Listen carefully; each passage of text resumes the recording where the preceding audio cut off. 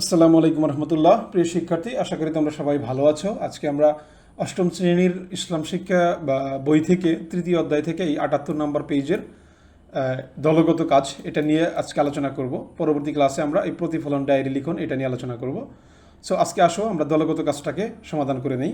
দলগত কাজ এখানে কি বলা আছে? বলছে যে শিক্ষার্থীরা পবিত্র কোরআনের বিস্ময়কর বৈশিষ্ট্য মাহাত্ম্য নিয়ে আলোচনা করে পোস্টার পেপারে উপস্থাপন করবে। অর্থাৎ এটা একটা পোস্টার পেপারে তোমরা যাই আলোচনা করতে চাও সেটা নিয়ে একটা বৈশিষ্ট্য টাইপের কোনো একটা কিছু লিখবে যে এটা কেন বিস্ময়কর বৈশিষ্ট্য এবং মাহাত্ম্য। ঠিক আছে, এই বিষয়টা এখন দেখো তোমাদের এই বইয়েই কিন্তু এই আগের পৃষ্ঠাতেই কিন্তু আছে আর কি, অর্থাৎ ৭৬ নম্বর পেজেই কিন্তু তোমাদের আছে এইখানে যে আল কোরআনের বৈশিষ্ট্য মাহাত্ম্য। ঠিক আছে, এখানে দেখো কিছু জিনিস বলা আছে যে এটা হচ্ছে বিশ্ব মানবদের জন্য হেদায়েতের জন্য এটা অবতীর্ণ হয়েছে এই আল কোরআনটা। ঠিক আছে, এটার হচ্ছে কোরআনে রয়েছে কিছু অনন্য বৈশিষ্ট্য যার কারণে এটি সর্বশ্রেষ্ঠ। এরপরে আমরা এখন আল কোরআনের বিস্ময়কর বৈশিষ্ট্যসমূহ জানবো এবং মাহাত্ম্যও জানবো।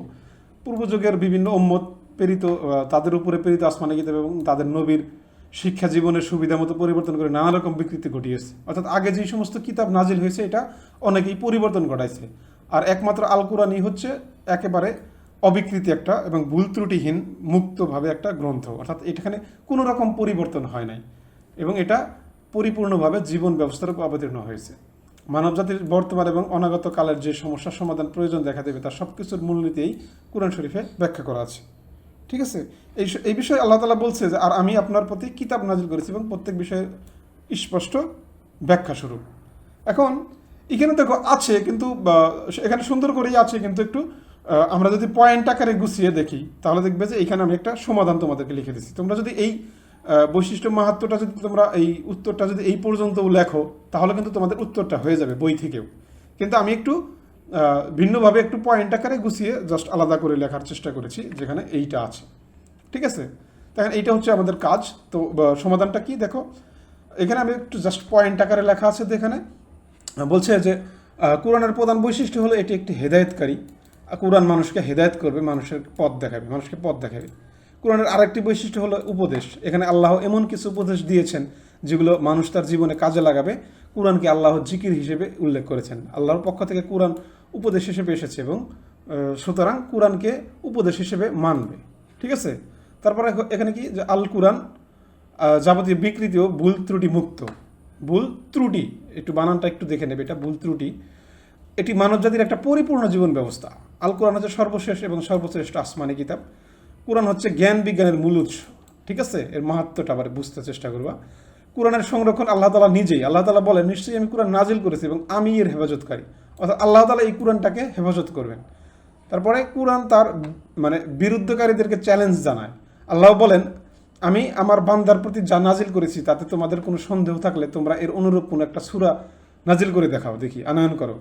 আল্লাহ ব্যতীত তোমাদের সকল সাক্ষী সাহায্যকারী আহ্বান করো যদি তোমরা সত্যবাদী হও।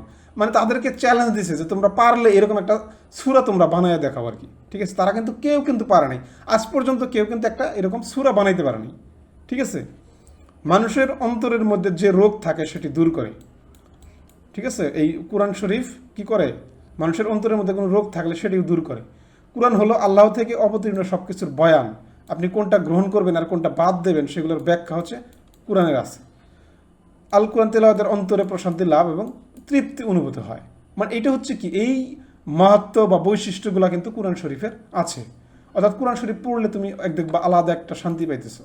ঠিক আছে, ভালো লাগতেছে এবং তোমার সওয়াব হইতেছে, তুমি সর্বশ্রেষ্ঠ একটা আসমানি কিতাব পড়তেছো। তাহলে এই বিষয়গুলো হচ্ছে মাহাত্ম্য এবং বৈশিষ্ট্য, বিস্ময়কর বৈশিষ্ট্য।